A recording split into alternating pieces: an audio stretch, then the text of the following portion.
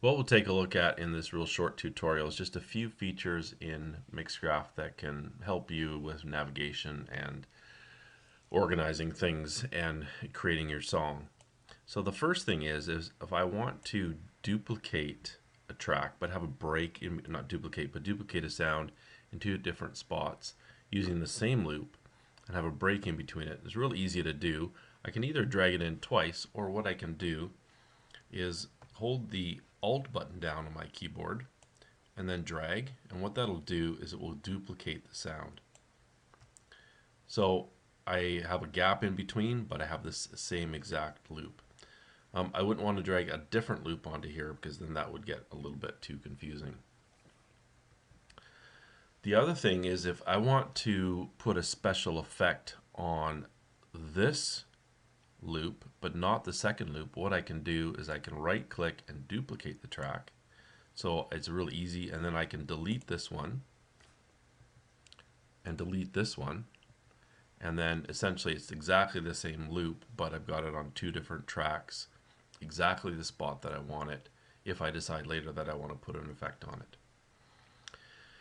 Now we're going to take a look. Oh, one other thing. If you're viewing the track, you can see I've finished the song essentially, color coded it. It's well organized by style, or by loop category and by color, but it's really tall. It's got a lot of tracks in it. So if I want to see everything kind of in one, what I can do is go to view and all track height and go to small. Now I still have to scroll down, but it's not as far. So it just gives me a better view of what I've done so far. But what I do lose is some of the features here that I can use to edit the different tracks. What I do have still is volume.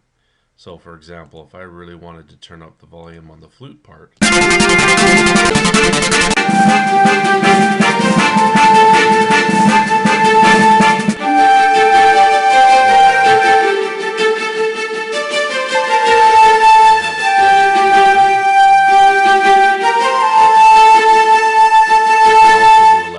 balance. So if I'm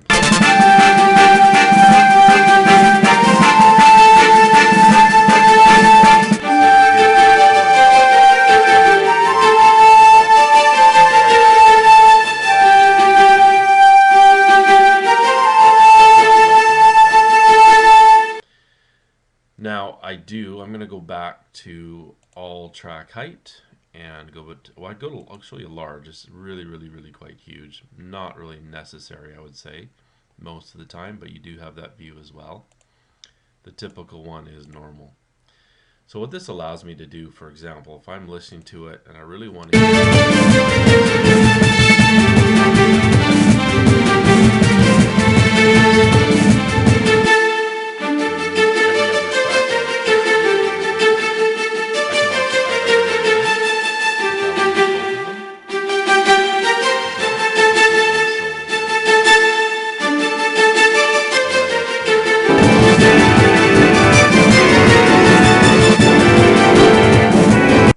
see what it sounds like with one of the tracks turned off, or two of the tracks, what I can do is play it and then hit my mute button.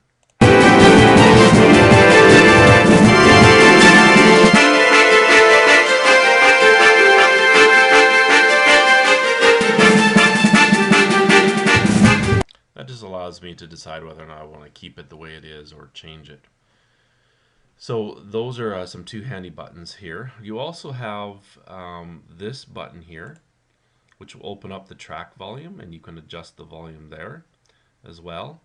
And what it does essentially gives you more control over the track volume. So I can click and create anchor points, and then I can decrease the volume so it fades out and then fades back in, or increase the volume, fades in, fades out. So that's a handy feature there as well. You also can do that on the track itself, on the loop itself. So I can click and fade it in and fade it out, etc., etc. So I've got double the volume and completely off all the way down. So it's a bit redundant, but you have those two features there. I'm just going to undo and get rid of those because I don't want to change the volume yet. This button accesses special effects, which we'll take a look at later. I'm just going to turn that feature off for now.